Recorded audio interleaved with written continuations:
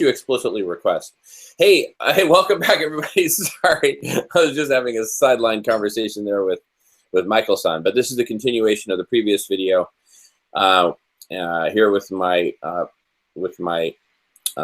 colleague and co-host, Michael. And I'm here in Seattle, and Michael, you are? I'm right here in the French Riviera. Ah, vive la France. All right, excellent. And you're enjoying fine French wine. So we've got limited time, so we're just gonna get right down to it. And there we go. All right. So, oh my goodness, I think I was skimming ahead there. Yeah, let me find Number out. 3. Yeah, that's right. We were right at the beginning of number 3. Thank you. All right, now that means we really got to jam because we're not as far ahead as I thought. We want to get this done in 30 minutes. We just got to cruise. But wait a second. Okay, so we did all this infrastructure stuff. We went through integrity. We went through all this. 40 minutes, Jamin. 40. Okay, thanks. All right, that helps. 3. Okay. Finally, we discussed some of the key elements of radical collective intelligence, which will be deployed to solve all the world's problems. For starters, let us take stock of the various elements of RCI discussed above. We have a methodology for connecting resources like helicopters and chemicals with specific leaf node needs, like no ice on power lines. We have a teleological taxonomy of all the needs which must be fulfilled in order to achieve a whole world. So where do we go from here? The first stop I recommend is acknowledging that brain swarming only tells us part of the picture. In fact, I mean, that's what I refer to when I say the methodology. The methodology is brain swarming, and we're mashing it up basically with the teleological taxonomy and the concept of a telos, a whole world, and all that. We're kind of mashing up all these concepts together. So I just took a brief little inventory there. So the first step I recommend is acknowledging that brain swarming is only part of the picture. You know, it's great for how to meet a specific need or solve a specific problem, same thing, per the most recent side note above that we discussed in the previous video. But what other problems does it create or exacerbate in the process? For example, just imagine the problems created by flying helicopters around, dumping de-icing agent on power lines, right? I mean, that's kind of fundamental. So a key element of radical collective intelligence is the programmatic knowledge. In other words, knowledge at the system's disposal, at the intelligence's disposal, of all of the impacts of any given proposed or actual solution on all of the things we care about. In other words, all of our needs, all of the needs of people on the planet, including the needs to prevent or eliminate specific problems like the need to reverse climate change. That's a need. So anyway, let's think about this programmatic knowledge as a matrix of impacts of solutions on needs, positive or negative, or impact matrix for short. Again, positive, negative, or neutral. So we have all of these needs, and we develop and implement all of these solutions to meet all of these needs. Now let's explore for a minute the relationship between resources and solutions. Every solution involves the utilization of one or more resources to accomplish one or more goals. Pretty straightforward. As we discussed elsewhere, the lines between resources and solutions sometimes get blurred because when solutions are implemented, they become resources. Kind of a profound statement. Think of the plethora of resources in the auto mechanics shop, for example. Each of those began as a solution, and after however many iterations of refinement, that solution evolved into a tool or other resource. And just to give a, well, no, I'll just keep cruising. For example, using helicopters to dump de-icing agent on the power lines, that's a solution which uses 2 key resources, helicopters and de-icing agent, and many other supporting resources which support the deployment of these key resources, like, for example, fuel, maintenance capabilities, etc. So without loss of generality, let's simply refer to all of these as resources.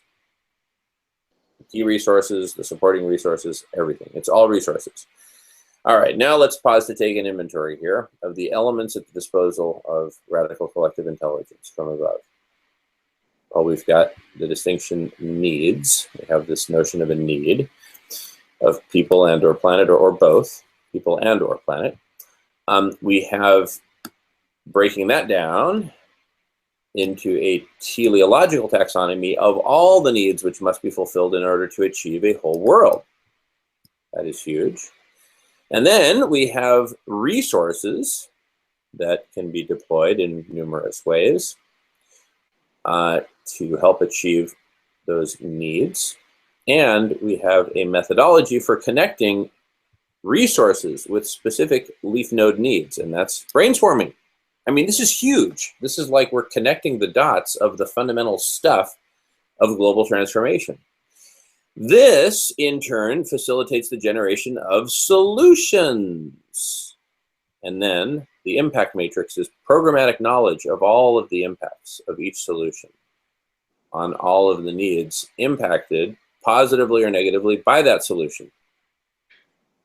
Then there's a little side note that I won't read, but it's very interesting, actually, I would say. And then anyway, then we extrapolate that out, the modeling of solutions, and imagine the modeling of all solutions. In other words, the simultaneous holistic modeling of all the solutions that are proposed in whatever proportions. And that sounds like a massive optimization problem. So we could even build on an optimization layer on top. In fact, in my world, it occurs as, you know, mandatory, but I'm trying to be open-minded and not be show too much of my own bias for optimization. But anyway, what we're talking about is where Ray Kurzweil's singularity is near meets radical collective intelligence's formidable modeling needs. Anyway, and there's some site. I just kind of took some goofy, you know, scratch pad notes here that there's some site where they've got all these videos about the future. And I sent an interesting one about that to Michael. Anyway, we are, let me just delete that because that's just the intro. Delete. Okay. Now, in terms of, I think this should say radical collective intelligence. Yeah, so we need, so we've got huge needs in terms of modeling.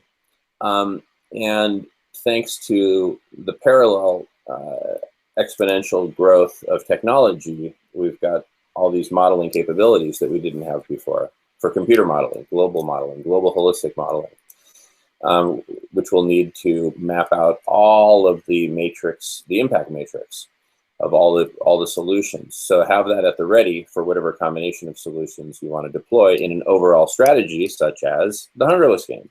That's an overall strategy that will have tremendous impacts.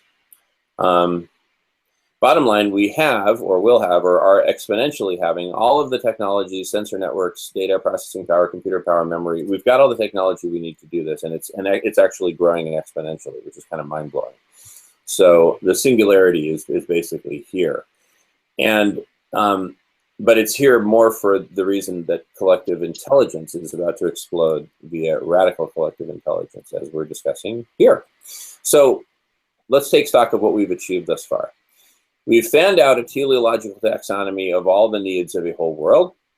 We have connected up the kazoo by connecting resources, solutions, and needs. First, there's the taxonomy of the needs. And then where the needs get to be leaf nodes, they connect up with solutions, which further down connect with resources, and yada, yada, yada, yada. All right, so all these are connections. And we have modeled, we've computed, predicted the impacts of each and every solution on all the world's needs, the impact matrix. So what's next? Well, there are many possible next steps, but one of the possible next steps is to begin to insert within this body of text scheduled video conferences. This is kind of the first, or the second in this case, of these two that we're doing back to back are the first two. Some open to the public to participate in, you know, live via video conference, so just have, you know, guests from the public who just happen to show up. Or, you know, or some are invite only, but all of which will be recorded and saved as YouTube videos. I mean, other than private video conferences that we have. And they'll be publicly available for anyone in the world to view. And we'll post links to those YouTube videos right here within the body of this text. Side note, the preceding paragraph has truly profound implications. If you think of this entire website and all of its various pages as a surface of knowledge, like it's made of cloth, then each of these recorded video conferences will be like a stick or a pole or a tree pushing up against the surface from the inside. And as the surface expands, the volume of accumulated knowledge inside the surface also grows. All that is growth of intelligence. Next step. Another possible next step is to optimize the mix of solutions. How much to apply each solution, given the impact matrix. A lot of solutions won't be deployed at all, and others will be deployed in large degree, others in small degree. Anyway, the optimization will tell us what mix of solutions. Is that all coming across pretty clearly, Michael? Crystal clear. Am I being too loquacious or just about right? No. It's a very high level overview. And, I think the viewership wants to, have the full picture. Good. Okay, yeah. Yeah, and it's a companion to the document, to the text. So anyway, they can have a dialectic between the two. Anyway, so one way to do this optimization is through a massive linear program, which has its own limitations, analogous to the one that I designed for CEMEX, the Sistema Táctico de CEMEX, which I'll show a slide of it sometime. Anyway, now we're entering a game where the board is stacked against us from the start, and that is, we've got these really wicked, mega problems like climate change and overpopulation. And many of these mega problems are runaway trains, like these two aforementioned ones. And in aggregate, planet Earth appears to be in a bit of a death spiral. So what to do about it? Well, the first thing we must do is to recognize that the key to our salvation is our uniting as a species with a single unifying aim of healing, nurturing, and protecting all people on the entire planet, and deploying all of the other elements of radical collective intelligence. So unity is one of the elements of radical collective intelligence. So, and even if a few hundred or a few thousand of us join together as part of a nascent yet exponentially growing radical collective intelligence, which is what Radish collective intelligence is setting out to achieve, then what we will be able to co-create, I think I meant to say, imagine what we will be able to co-create. I'm saying what we will be able to co-create, leveraging the awesome power of radical collective intelligence will boggle the mind. So, just look at the solutions spanning strategies, platforms, programs, etc.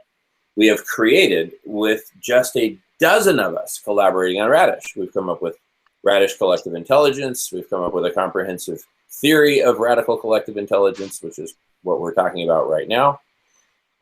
We've come up with the Hungerless Games, Community Cafe, which is a strategy, which we talked about earlier. We have the Community Cafe, which is a program. We have Compassionate Community, which is a platform supporting numerous programs like the Community Cafe program. We have Sato Hemp, which is a private company, and thus its closest category, I would say, is a program, right? And you could think of it as a platform, and it is both. I mean, so there are blurry lines between, some of these big, essentially artificial divisions between strategies, platforms, and programs. But anyway, it's a tool. We can use it or not. We don't have to be constrained by it. Anyway, so I'll stop categorizing here. Compassionate Economy, Triple C, The Hemperor's New Clothes, Eco. Wait till I show you something, Michael. You're going to love what I'm going to play for you in a little bit here. Eco, Putting Compassion in Fashion, Ichi, The Impact Matrix, Global Holistic Modeling. I could go on and on. Feels like a daytime television ad in the middle of a soap opera. All right. And then consider the resources we have incorporated, such as, for example, brainstorming, resources from external to us, right? So the above list is what we've generated internally to Radish Collective Intelligence.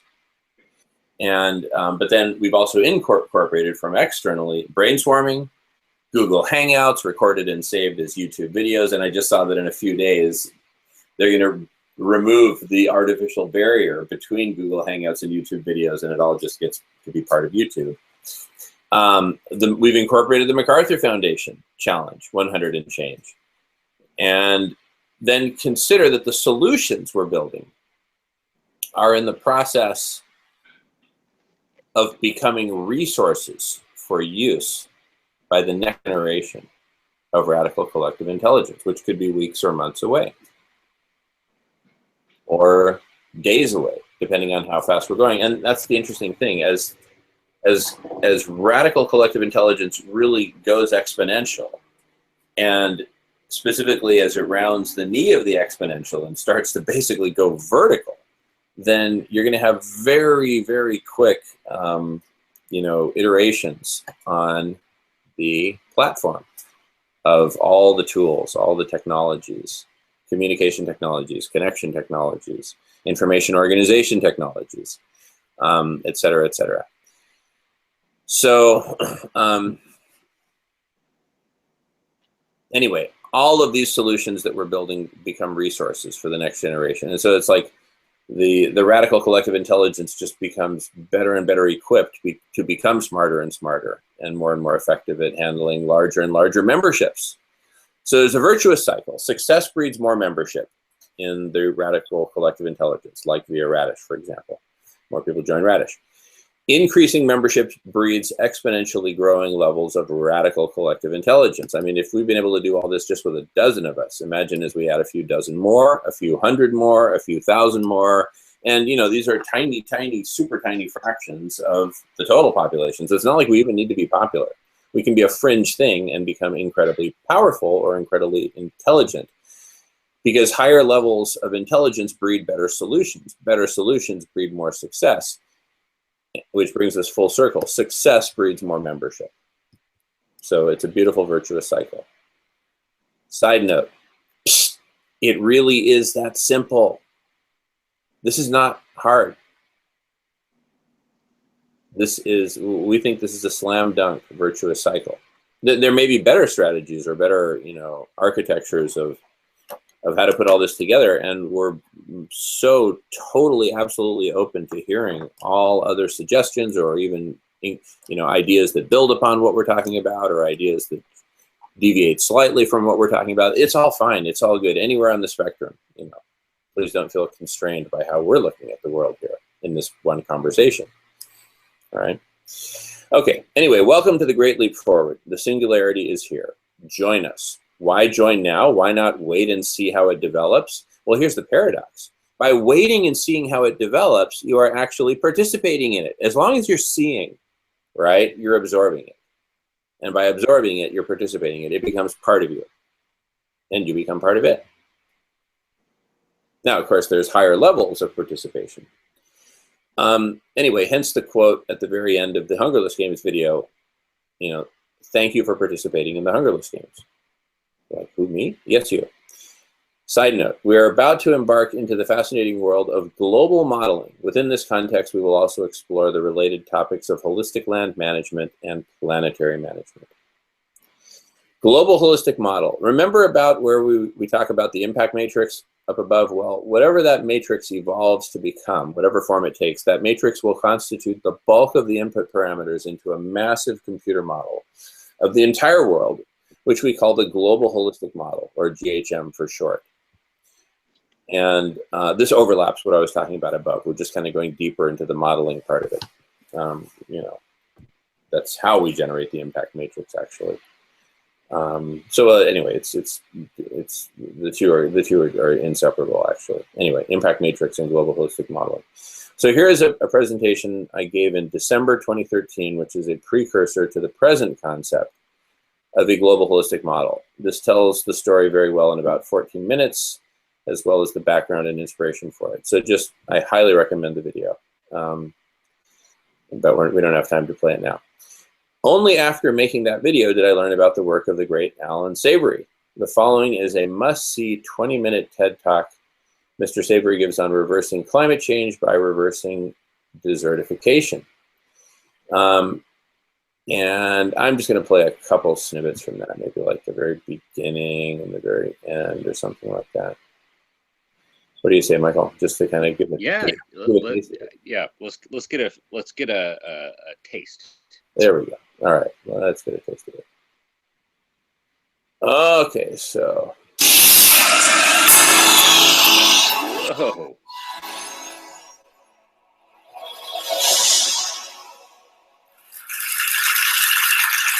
It's gonna be huge. the most massive tsunami, perfect storm is bearing down upon us. This perfect storm is mounting a grim reality, increasingly grim reality, and we are facing that reality with the full belief that we can solve our problems with technology, and that's very understandable.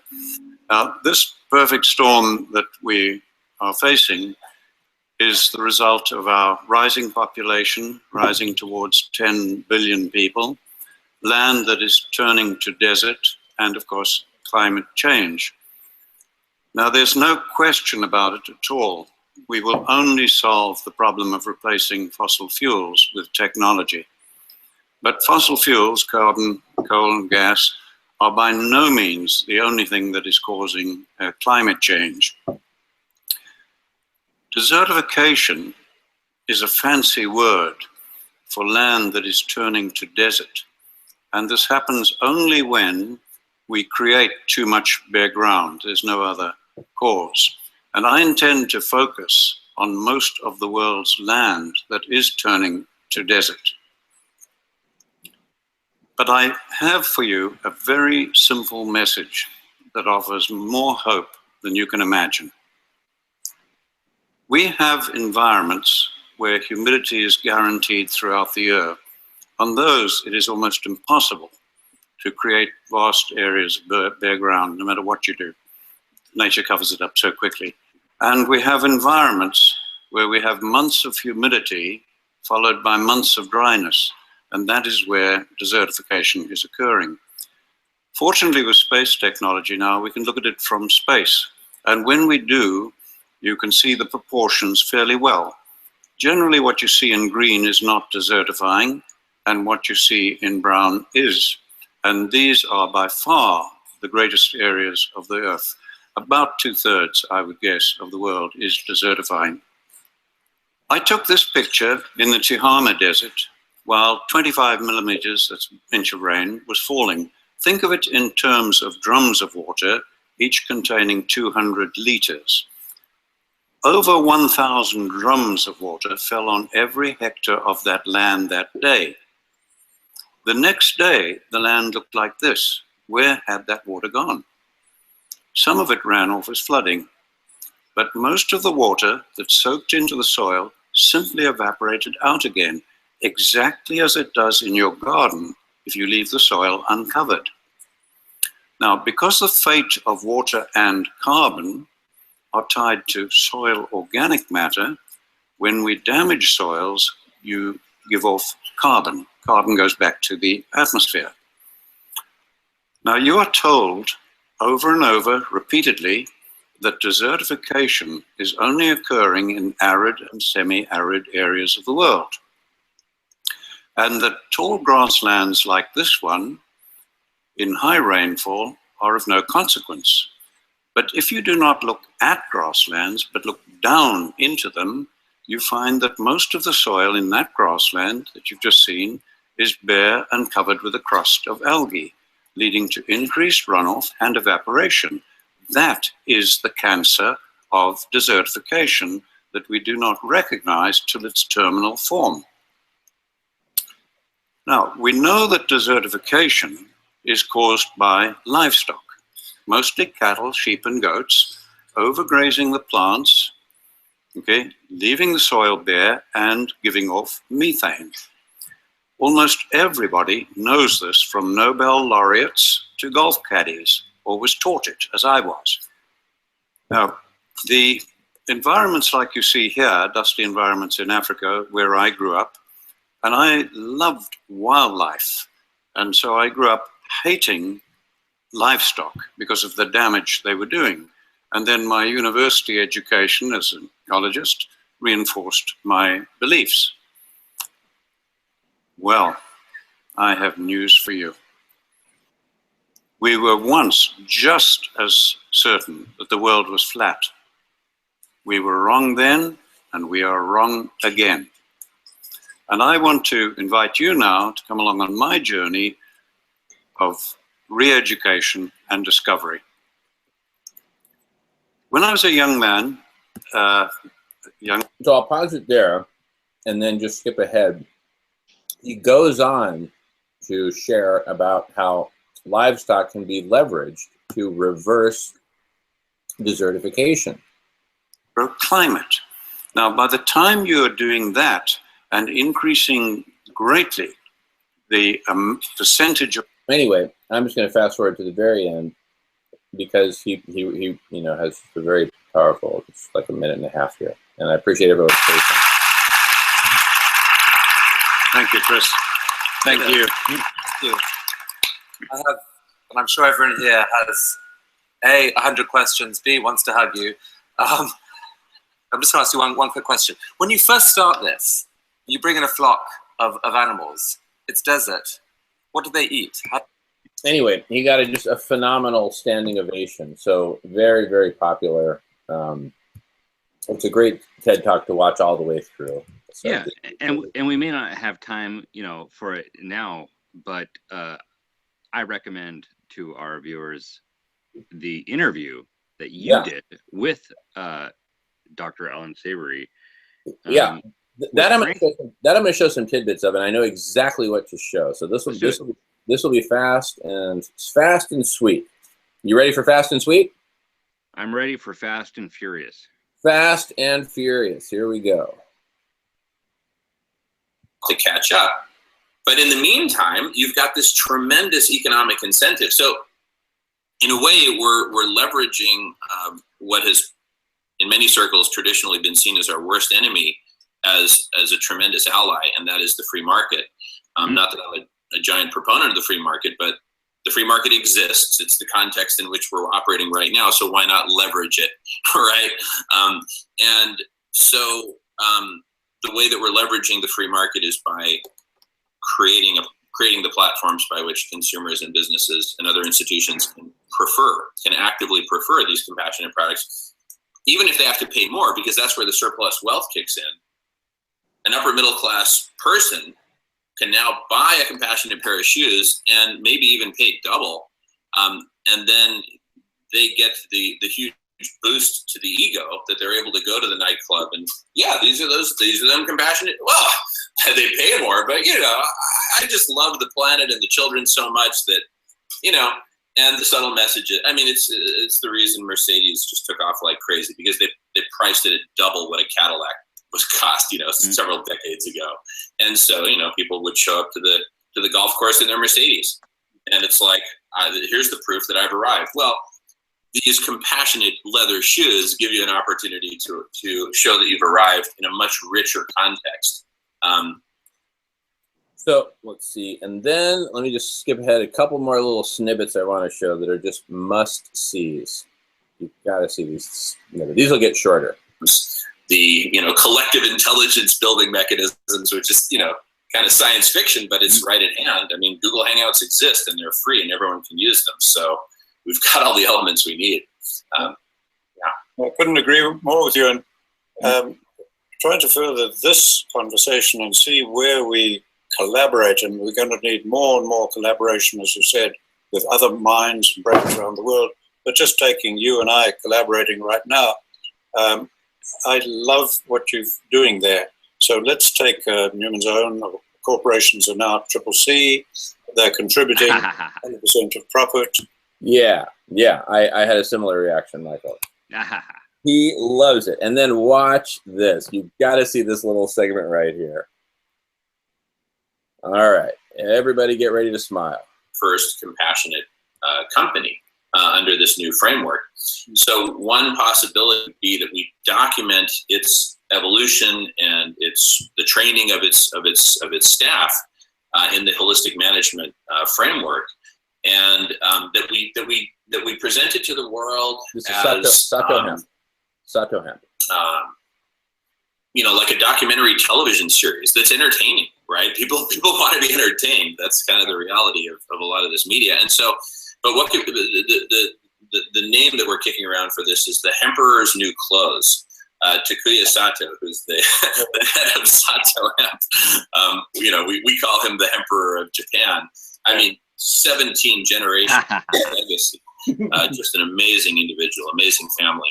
And so, I mean, what's there not to love about Sato Hemp, the Hemperor of Japan, and the Hemperor's new clothes? I mean, it's just perfect. And then there's a really interesting little just short exchange about the money side, because we get all kinds of challenges and questions about, well, how are you going to do it about the money? What about the money? You know, who's going to want to, you know, what businesses are going to want to, what investors are going to want to invest in hunger this? in these traditional ways, which, you know, have unintended consequences, but we look forward and develop holistic ways. Great, let's do that.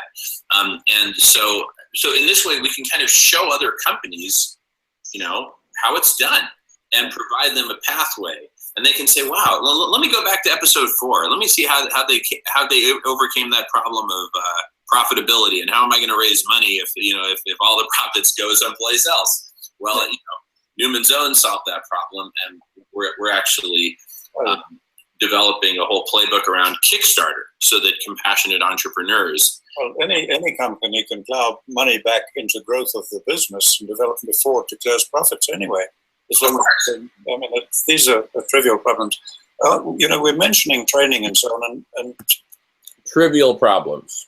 See? So, That's the attitude. look, you see, here's the thing. For one person, a problem may seem to be quite severe, right? But by the way, you were watching the video with Alan Savory up until right now, right? Mm-hmm. Okay, great. Sorry, I just want to make sure.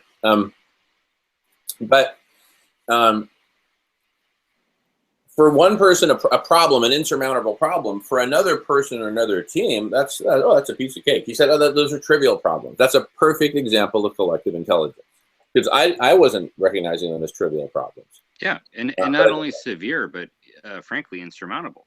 It's precisely the collective intelligence, which inevitably leads on to collective action.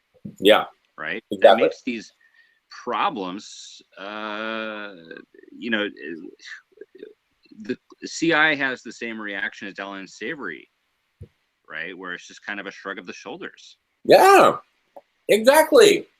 And that would be traditional CI. We're talking about radical CI. Radical, getting to the root of the problems. It's not even going to be a shrug of the shoulders. It's going to be more like, oh, that felt good, right? It's going to be like a Thai massage. That's right. That's right. There we go. All right. Let's get back to the Thai massage that is this beautiful document. Yes. All right.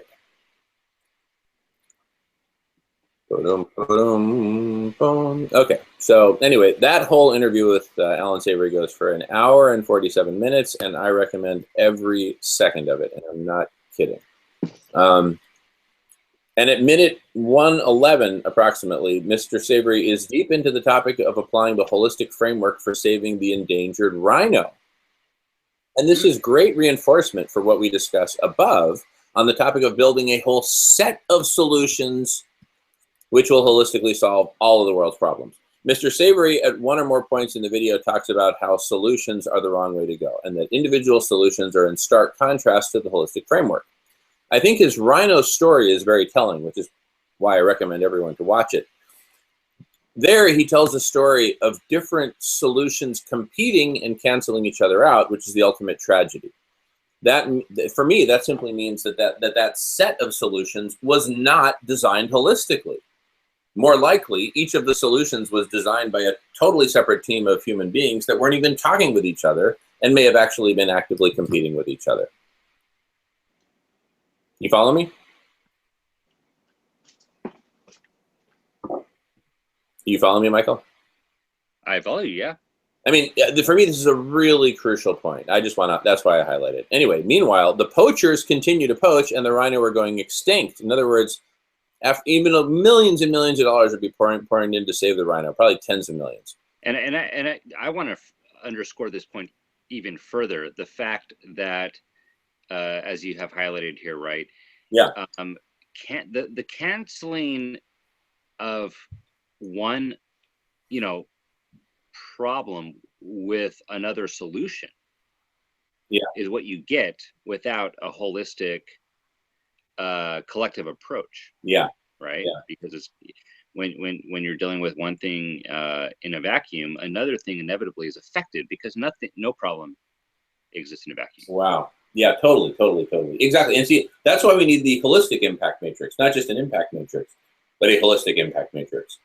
So, it's kind of like whatever shapes the surface takes, the surface of the multidimensional topology of all the different solutions, resources, impacts on needs, et cetera, et cetera, et cetera. It may not be a smooth linear topology, is all I'm saying. It may be highly nonlinear in places, and more likely than not, it is nonlinear. And from that profound point of view, holistic and radical are essentially synonymous. Exactly. Root down to the core, and root down to what our goal really should be: a whole world, a peaceful, loving, regenerative utopia. Because when you root down, and I know we're short on time, but we need to take as much time as we need. When we root down, what we see, in fact, are the interconnections, right? The interrelatedness. Yeah. Of any given problem with another. Yeah. And one solution begets another. Yes. Yes. Exactly. Yeah. Exactly. And how that's how it should be. But what we have in the world today are a bunch of different solutions competing and canceling each other out to varying degrees. And especially in the case of it's just so sad. So let's get on this. Let's do the rhino thing in parallel with the hunger thing, in parallel with the climate thing. You know what I'm saying? I mean, let's let 1,000 flowers bloom, right? Or 10,000 flowers bloom, for that matter. Let's get on it. The sky's the limit. So please join Radish and join Ichi, which we're actually thinking about making just one and the same. You just join once, and you're automatically a member of both, if you choose to be.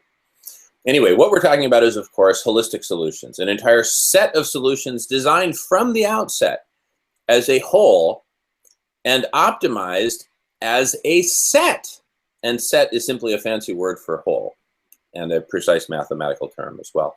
Anyway, just as CI is fundamentally not the sum of the individual human intelligence, likewise, the set of holistic solutions is fundamentally not the sum of the individual solutions. That's partly the point I was making when I was talking about that it's not necessarily linear. In fact, it's not linear.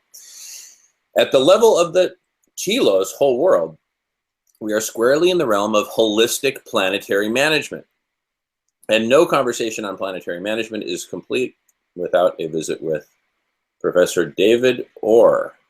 He's a professor at Oberlin, where both my aunt and uncle went way back in the day. Ohio gozaimasu. No, Jamin, I mean Ohio. And I'm like, yeah, Ohio gozaimasu. I'm like bowing and everything. Anyway, this is so good. I'm just gonna. Are you seeing what I'm seeing? The question of management. Yeah. It's small, but it's. Look, I'm just gonna read it. You know what? I can zoom in a little bit. There we go. All right. The question of management. There is a growing presumption that humans must now take control of the planet and its life processes. The September 1989. This is an old article. The September 89 issue of Scientific American devoted an entire issue to the subject of managing planet Earth. In it, one finds pleas for adaptive policies for planetary management that require improving the flow of communication, technologies for sustainable development, and mechanisms to coordinate managerial activities. I'm being, intentionally, kind of sarcastic in my tone because he's being sarcastic, I believe. Economists of similar mindset intend to find the right policy levers to manage all assets, natural resources, and human resources. Language like this conjures images of economists and policy experts sitting in computerized planetary control room, coolly pushing buttons and pulling levers, guiding the planet to something called sustainable growth. I do not doubt that something needs to be managed. I would like to raise questions, however, about what and how we manage. For would-be planet managers, it is a matter of no small consequence that God, Gaia, or evolution was doing the job nicely until human population, technology, and economics got out of control. This guy's speaking our language. This leads me to think that it is humans that need managing, not the planet. This is more than semantic hair splitting. Planetary management has a nice ring to it. It places the blame on the planet, not on human stupidity, arrogance, and ecological malfeasance, which do not have a nice ring.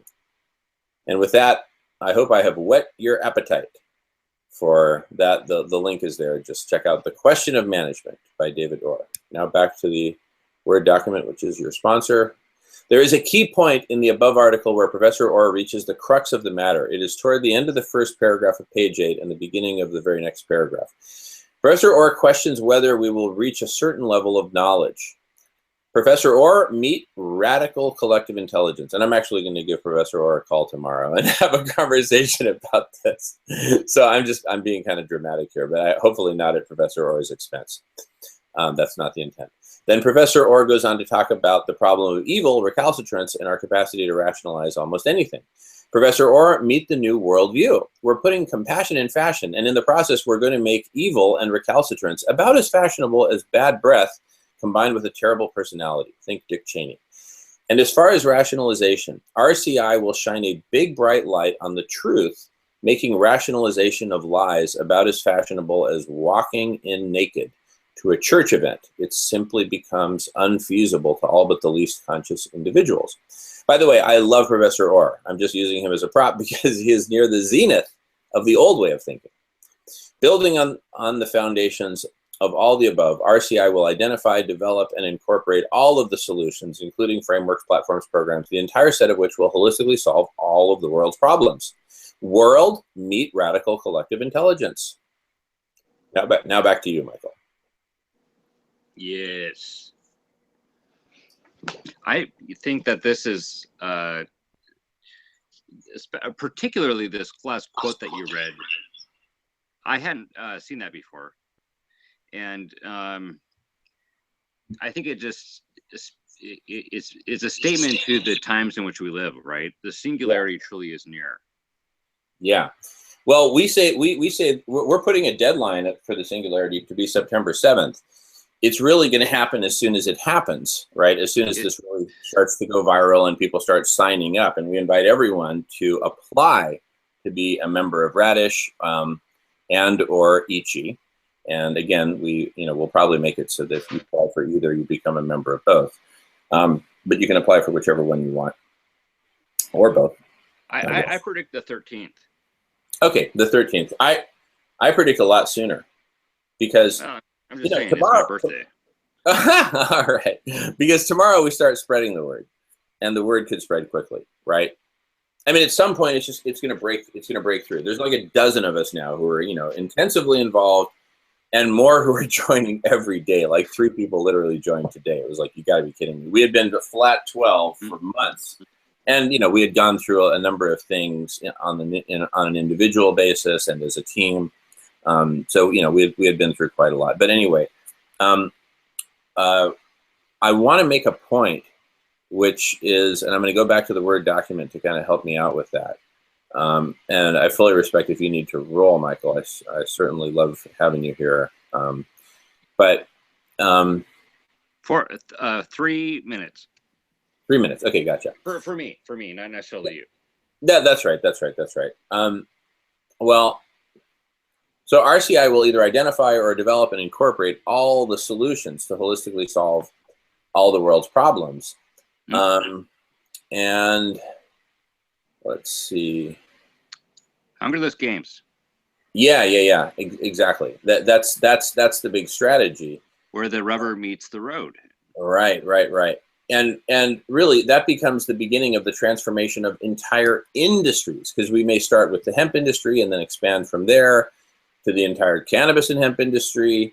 Because what's required to achieve a whole world is nothing less than transforming all of the world's industries on the planet, and in fact, transforming the very mode of production of the global economy. And that's where enter compassionate economy led by Sato Hemp and the standard CCC, which we'll talk about extensively elsewhere. And partly to make the point that we can transform an industry, but more importantly, to play a key role in the Hungerless Games, we have Sato Hemp. They lead the way in many ways, showing the rest of the industries how to transform an industry. And this is really interesting, but it's like a science fiction movie which is about to play out in real life. Right now it's a story, but it's about to play out in real life. In other words, you read the story, you watch the movie, you know, somebody's watching this YouTube video right now and they're reading along and then reading along, and then they walk out of the movie theater into the daylight and you're squinting a little bit, and then you realize that you too can jump aboard the Millennium Falcon and go with beautiful princesses and handsome rugged princes like Michael there in the south of France, and go slay evil Darth Vaders. And everyone is going to get into it, and not because they're necessarily sold on this idea that we can holistically solve all our problems. It is simply that Triple C will become the bifurcating standard because it is first.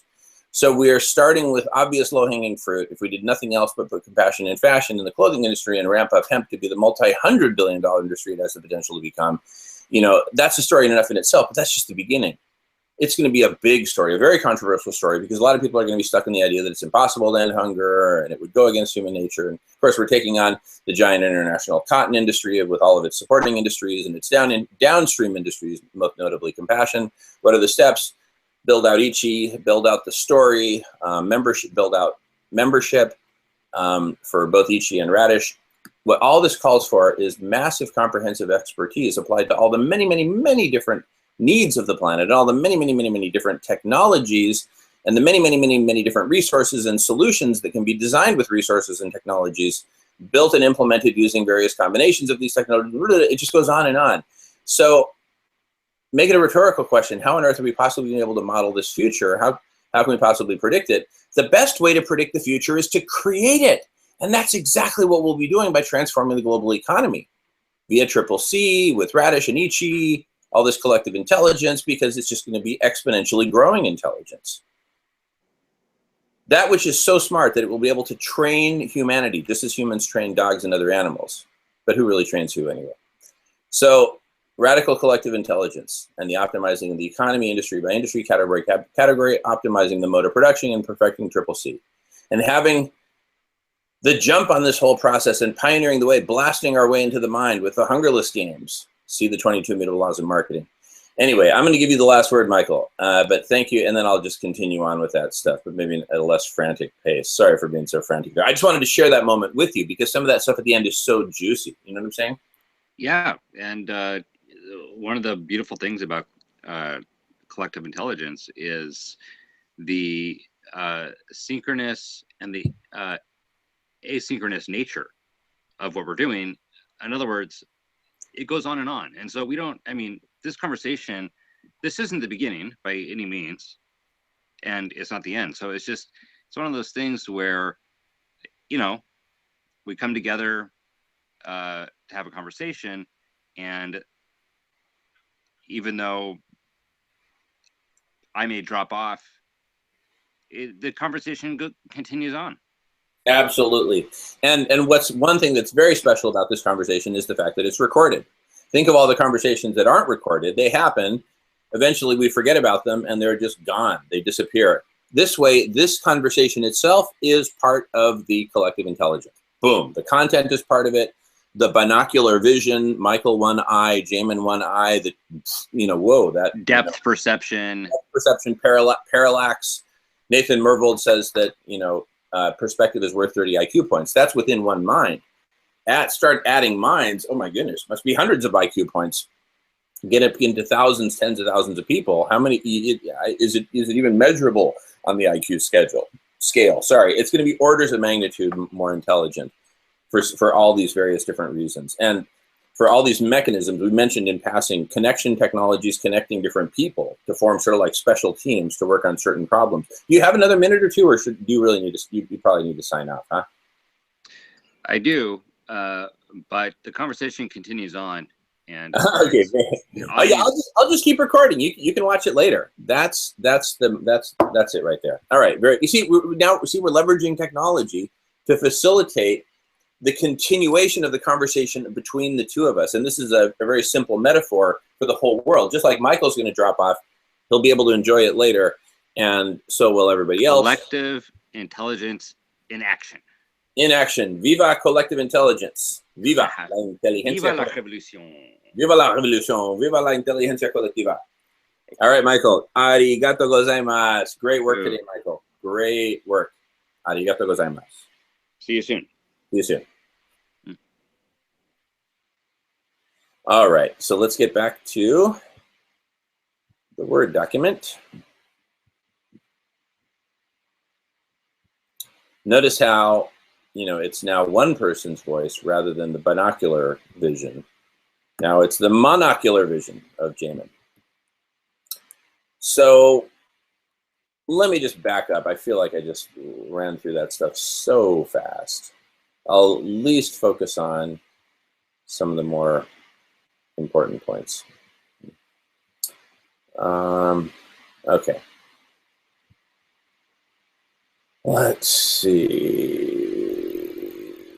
One I didn't cover is we don't have a complete inventory of all future technologies to feed the global model, the global holistic model. Well, let's get that complete.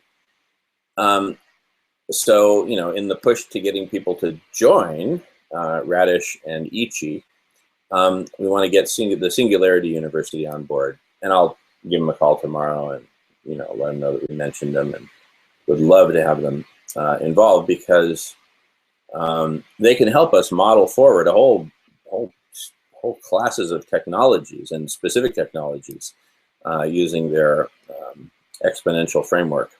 Just to give it a layman's term, they've got probably fancier names for it, I'm sure. Though the exponential nature of it is certainly central. Anyway, right now we don't have everyone pointing in the same direction. How on earth are we going to get everyone united? Well, that's where the Hungerless Games comes in, and it promotes unity. And then leveraging this unity and the laws of marketing, Radish Collective Intelligence will be able to lead the world down a specific path which orchestrates radical transformation. Now, to do this, we first have to model, to envision, create a utopia. You can get there from here. You know how there's that saying, oh, it can't get there from here. Well, we need to find a utopia that we can actually get to from here that doesn't violate the laws of physics. And so we need to transform entire industries. In fact, what is required to achieve a whole world is nothing less than transforming all of the industries on the planet, and in fact, the very mode of production of the global economy. So enter compassionate economy led by Sato Hemp and the standard CCC.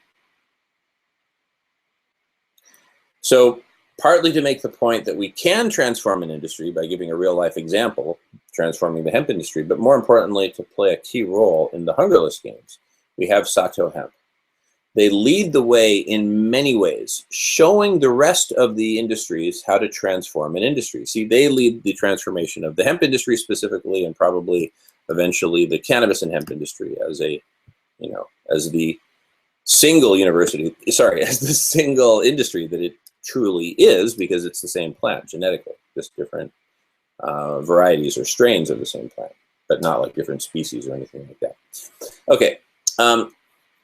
Let's see. And then I use this analogy. This is actually a really powerful analogy. Just think about, it's like a science fiction movie which is about to play out in real life. So in other words, you read the story like Star Wars, then you go and you watch the movie. You read the book, then you go and watch the movie, and just imagine how inspired and excited you felt after the very first time you watched Star Wars in a movie theater, if you're as old as I am, and watched it in a movie theater when you first watched it, as opposed to in your home. I'm telling you, it was really impactful, because going to the movies was a big, big deal, and they packed it full with Star Wars fans who were coming back again and again to, take another dose like it was a drug or something. I mean, there were kids that were watching it dozens of times. It was just incredible. Anyway, you walk out of the movie theater into the daylight, and you're squinting a bit, and then you realize that you too, it's like the Millennium Falcon is like right there, and you can climb aboard. That's what we're talking about here, right? That's really what we're talking about. You can join Ichi, you can join Radish, and you can help transform the global economy. You can be one of the early pioneers. You can put your shoulder to the wheel and be one of the first. Everyone is going to get into it, and not because they're necessarily sold on this idea. I mean, first of all, they're not all going to get into it at once. It's going to be a slow, not necessarily slow, but a gradual process, one person at a time, fundamentally. But because of the network effects, because of the parallax, of adding new perspectives to the mix, Again, perspective is worth 30 IQ points per Nathan Myhrvold quote. But again, that applies to a single person. What about a community? That's a question I put to Nathan, actually, by the way. And I'm waiting for an answer. So I better give him a call tomorrow, too, and pepper him a little bit and see what he has to say. All right. But anyway, those who do join, even the ones who join early, are not necessarily sold on this idea that we can holistically solve all our problems. But it's just that, oh, wait a second. No, I think I kind of mixed my topics here a little bit, or at least, or I'm just getting confused. But anyway, is it simply that Triple C will be, well, look, this is certainly true. Let me just separate things. This one below is a standalone statement, is absolutely true. Triple C will become the bifurcating standard because it is the first standard. And so what are people going to get into? Well, they're going to get into Sato hemp. You know, they don't necessarily buy into the whole story, but they like Sato hemp because it's cool, because they know the profits are going to end hunger. In other words, if you only want to look at it as deep as ending hunger, great. You can look at it as that deep. If you want to go deeper, welcome to go deeper. But it's not like one invalidates the other. Each one, if anything, supports the other. The solution of all the world's problems uses hunger like a trampoline. And hunger, you know, loves the attention, especially in the face of the bigger picture of solving all the world's problems. So, you know, it's you know, it just works. Anyway, and because we're pounding it into the mind first, not pounding it in a violent way, heaven forbid, we're simply, you know, to quote the 22 Immutable Laws of Marketing, we're blasting our way into people's minds with this bifurcating standard. We're starting with the obvious low-hanging fruit, which is hemp clothing. I mean, my goodness, cotton is such a major offender environmentally. It is a disaster environmentally, and we'll talk about that elsewhere. But anyway, by putting compassion in fashion, it's not just compassion towards people, by all the profits going to end hunger. Now it's also compassion for the planet, because it's so much more environmentally friendly and actually regenerative, truly regenerative, relative to cotton, which is purely destructive. So it is a night and day. It's a perfect, you know, Darth Vader versus, you know, Luke Skywalker, you know, analogy. Perfect. So putting compassion in fashion, it's just going to become super popular. Whether you think about it only as deep as, oh, I just like the Triple C, or I like the word compassion. I don't even know what it means. Hey, you don't even have to know what it means. You can still think it's cool, but if you want to know what it means, well, it's about, you know, holistically ending world hunger, permanently eradicating world hunger, having a holistic focus on that. Well, what does that mean? Well, you know, if you just want to stop there, that's fine. And say, well, look, I got it with the ending hunger part. That's all I need to know. And frankly, for starters, that is all anyone needs to know, because 100% of the profits go to eradicating hunger until hunger is permanently eradicated. And then surplus funds will be able to go to other urgent things like healthcare, like education, et cetera, et cetera. Anyway, you make it all a story, a very controversial story, because lots of people are going to be stuck in this idea that it's impossible to end hunger and blah, blah, blah, or it's impossible to do this, or blah, blah, blah, or that's stupid, that's ridiculous, that's impractical, whatever. And of course, we're taking on the giant international cotton industry with all of its supporting industries and its downstream industries, most notably the fashion industry.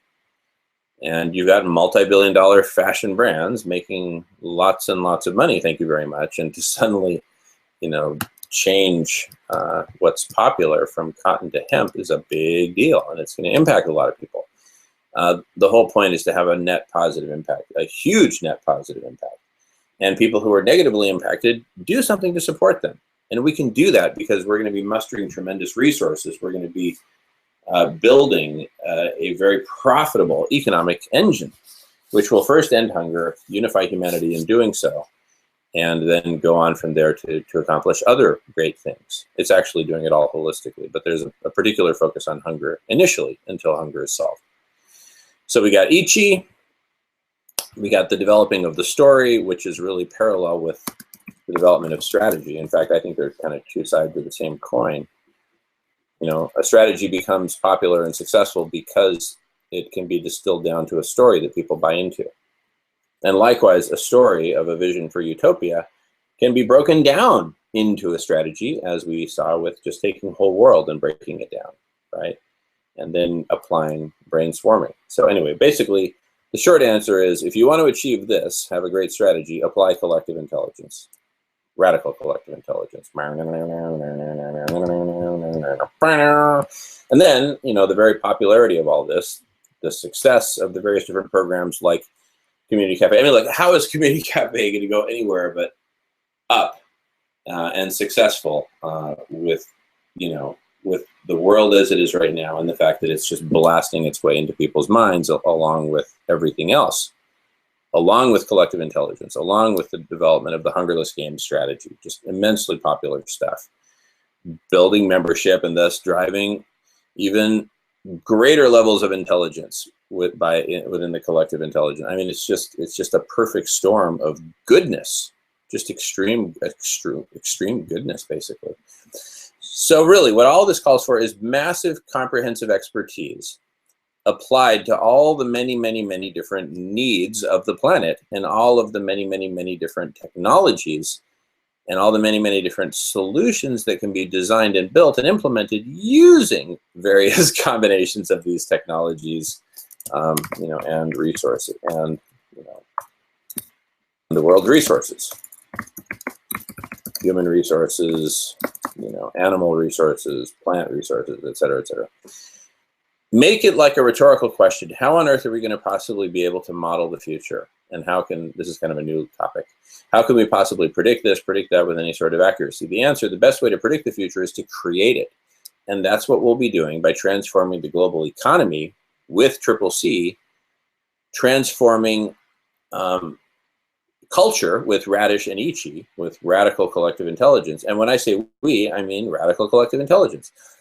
That which is so smart that it will be able to train humanity, just as humans train dogs and other animals. But really, who trains who? Dogs and humans are a perfect example of a cross-species collective intelligence, but that's another topic. Or is it? So anyway, radical collective intelligence will be both. There's, I mean, dogs and humans definitely co-evolved. That's undeniable.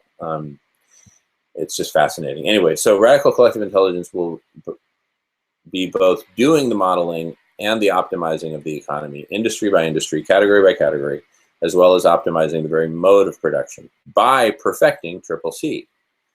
And having the jump on this whole process and pioneering the way, blasting our way into the minds with the Hungerless Games, radical collective intelligence will be in a very strong position to continue to introduce the standards, the practices, the business culture, what is fashionable among consumers. In short, everyone, sooner or later, whether they know it or not, they will be, whether they acknowledge it or not, will be following the lead of radical collective intelligence. This is really profound. It's driven by the radical collective intelligence's position that it will have earned by leading and orchestrating the end of world hunger. It will leverage that very strong position to continue to introduce and refine standards and practices and business culture and what's fashionable among consumers, putting compassion in fashion, but all using just pure free market, you know, benevolent, ultra benevolent business practices and design practices and design standards and operational standards and communication standards, and you name it, right? It's all about maxing out goodness, and that's what CCC is all about. So, yeah, it's kind of mind-blowing. Anyway, in short, everyone, sooner or later, whether they know it or not, they will be, whether they acknowledge it or not, they'll be following the lead of radical collective intelligence, because, you know, if they're in business, they've got customers that they need to, you know, satisfy in one way or another, regardless of what the business is. Even if it's Community Cafe, we've got customers we need to satisfy. And because radical collective intelligence, being as brilliant as it will evolve to become, and it's just scary, the fact that it's an exponential growth. It's like literally firing a rocket into space. I mean, kiss it goodbye. It's going up, and, you know, it's going to have such tremendous power to solve problems holistically. So that's why I say everyone's going to be following the lead of radical collective intelligence, whether they acknowledge it or not, because radical collective intelligence is going to define what's fashionable. It's going to define what, Anyway, I mean, it's not a simple thing to do. You have to put a lot into it. We've certainly worked very hard at it, but the results will speak for themselves. And the more people who join the radical collective intelligence, the smarter it becomes. The smarter it becomes, the better the understanding of all the needs of a whole world. That's a very important point. Hence, the richer the teleological taxonomy. And the better our understanding also of the cataloging and indexing of all the resources of planet Earth. Human resources, energy and material resources, biodiversity, ecosystems, life-supporting systems, the atmosphere, the hydrologic cycle, the carbon cycle, et cetera, et cetera. You get the idea. And that's it. And that's what we've written up so far as, the kind of, the gist of what radical collective intelligence is. And I'll just recap with some final thoughts. One is that there's this inherent inseparability of what I'll just call the intelligence side and the solution side. One might be tempted when they hear the word, oh, collective intelligence or radical collective intelligence or any form of intelligence, they might be thinking purely on the intelligence side. And that's perfectly reasonable for people to have that, instant, association with anything but the word intelligence. Radical collective intelligence is different. How is it different? Its whole meaning, its whole purpose for being is derived by its mandate to get to the root of the world's problems and transform the world's problems holistically.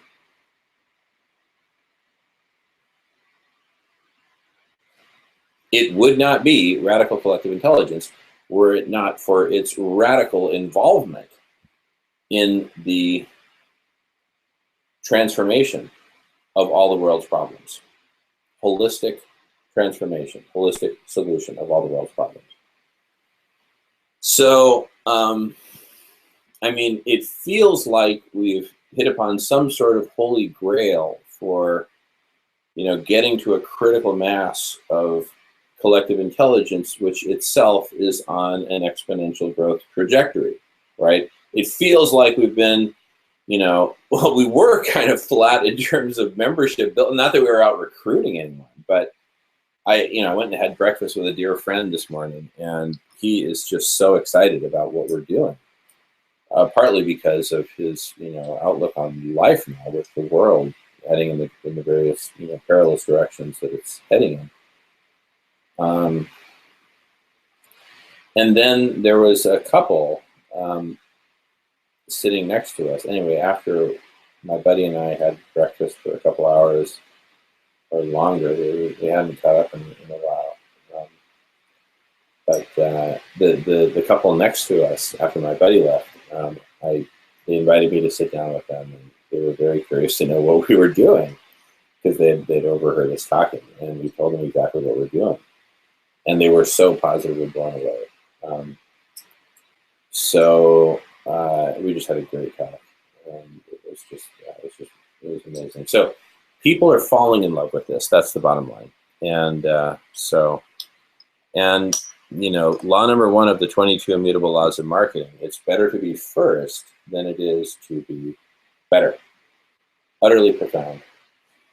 Oh yeah, there's one other video that I'd like to make a short plug for that I don't. No, it was mentioned here. It was the 14-minute video.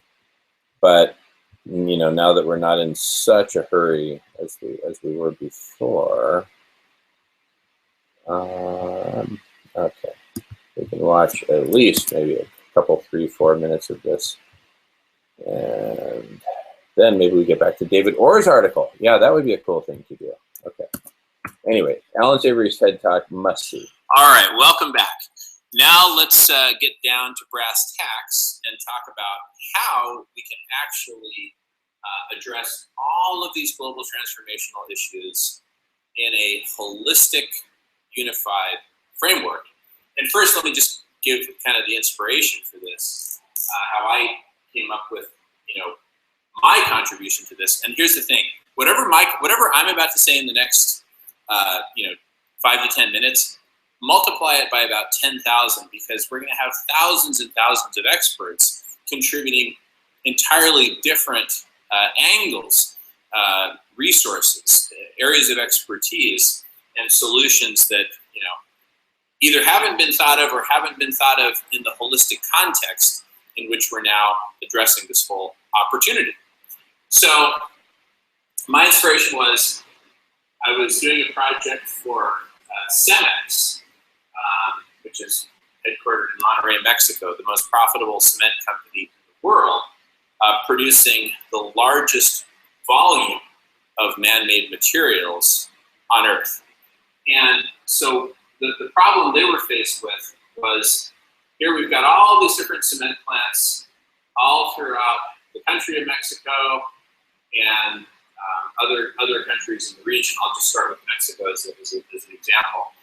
And you've got all these markets: United States, Central America, South America, Asia, Europe, etc.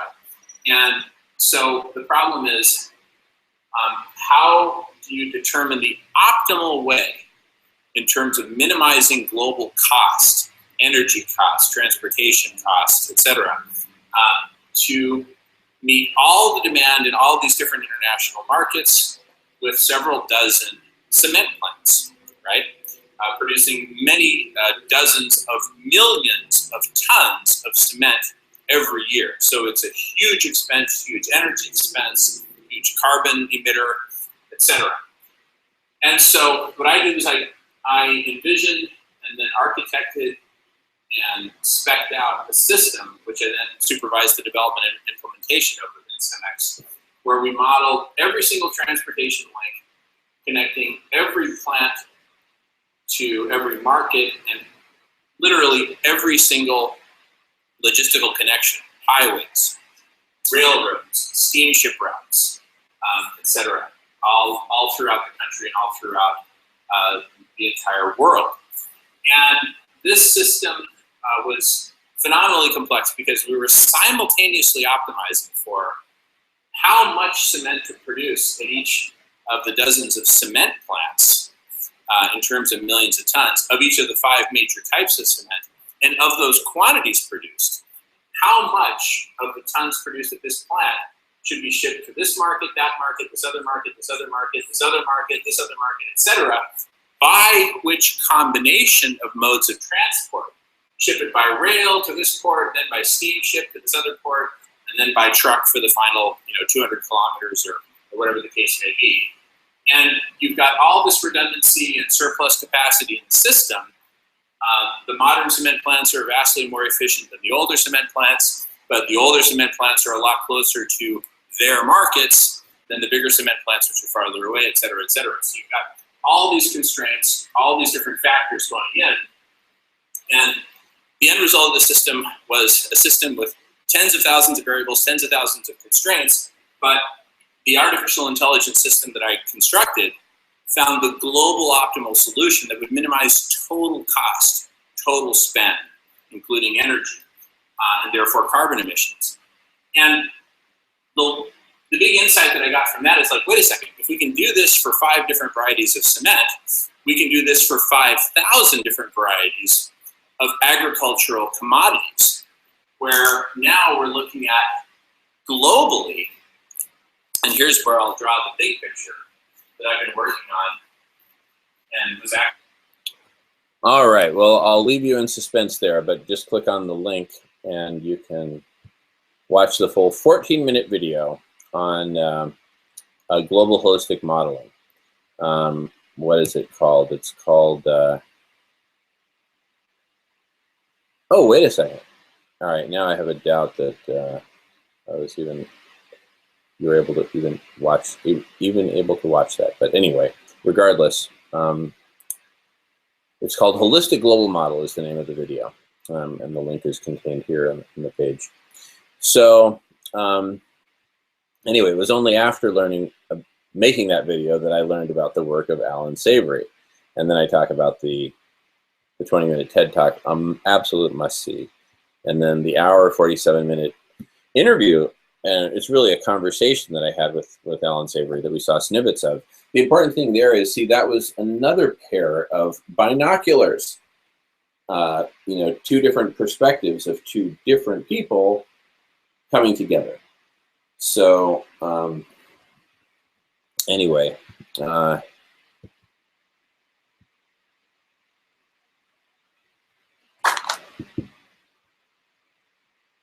whew, I think I might give myself and all of us a break. These have been some long videos. But anyway, I want to acknowledge and thank all of our partners and all of our families and friends who have supported us throughout this journey. And we welcome everyone. We invite everyone. Everyone. That's right, I'm talking to you. That's right, I'm talking to you. We invite everyone to join Radish and Ichi. We invite everyone to actually apply for membership. And there are, certain minimal, so what are the requirements for being a member? Basically, that you understand and agree with the overall telos of creating a whole world, and that you agree with the overall,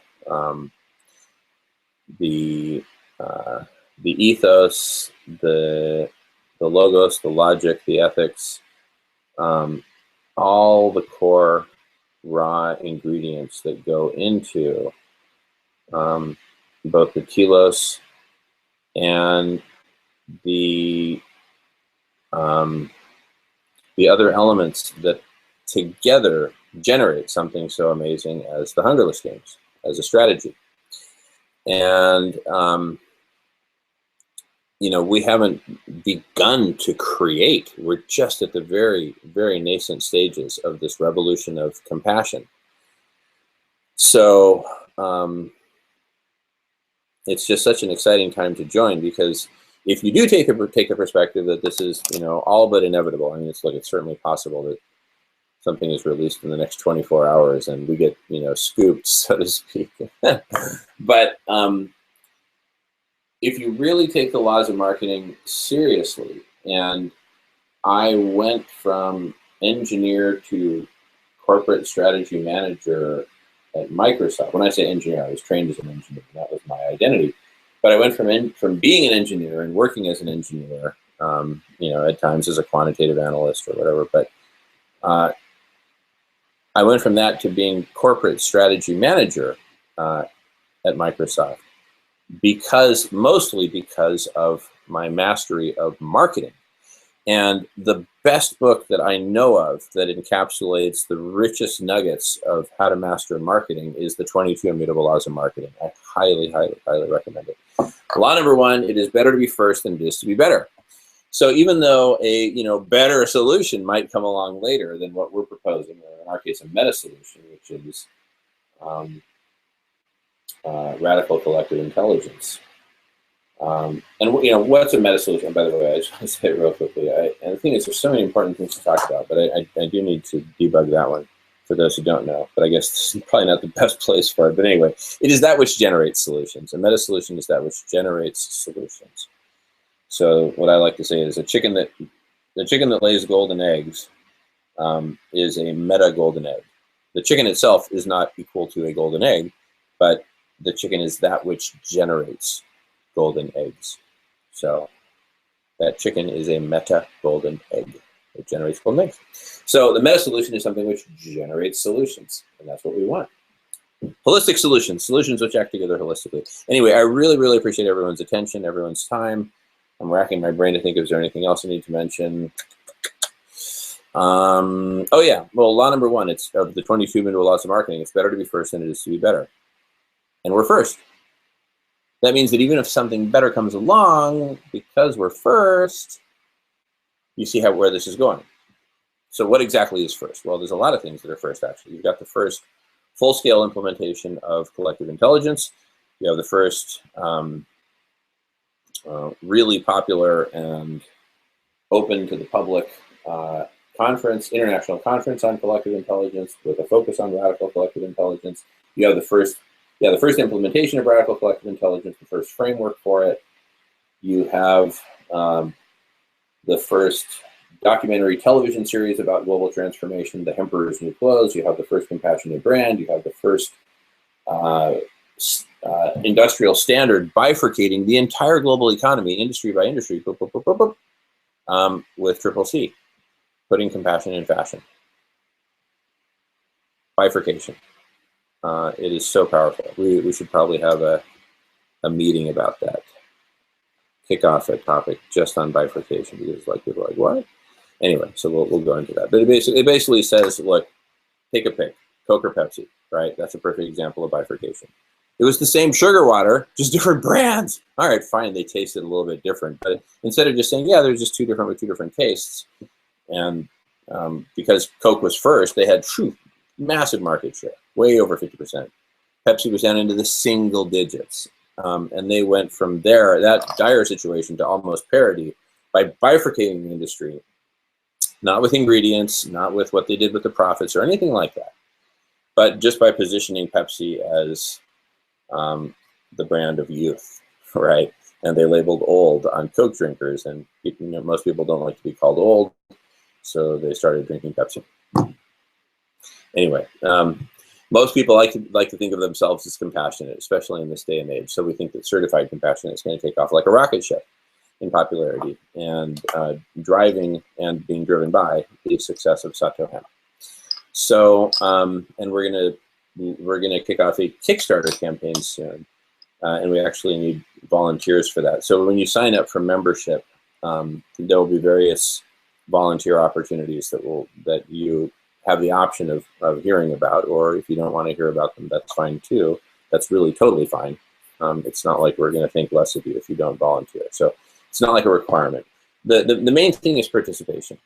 And one mechanism of participation is joining as a member. But there are other members of participation, and we're going to follow up on that and include a link to that effect, because that's important. So, yeah, in fact, I better get on that. Better get back to work. Back to work. This is part of the work. So anyway, it's been an honor and a pleasure. Thank you so much for listening, and I may be back soon with more thoughts and ideas. Thank you all so much. Arigato gozaimasu. Arigato gozaimasu. And thank you so much to all of our partners, to the Satos, to Eric Miller, Crystalline, Tiffany, Richard, Jay, Michael, to all of our partners, to Kuya-san, Takashi-san, Caleb-san, Kinjo-san, Yuki-san, Kinjo-san, Katsu-san, Hiroki-san, all the Satos. I'm just mentioning some of the ones that we collaborate with more frequently. So anyway, thank you all. Thank you all. Arigato gozaimasu. Arigato gozaimasu. And thanks to all of our future partners and future members. So we look forward to seeing your membership application, and look forward to meeting you out here in the land of the radish. All right. Thank you so much. Take care. Arigato gozaimasu.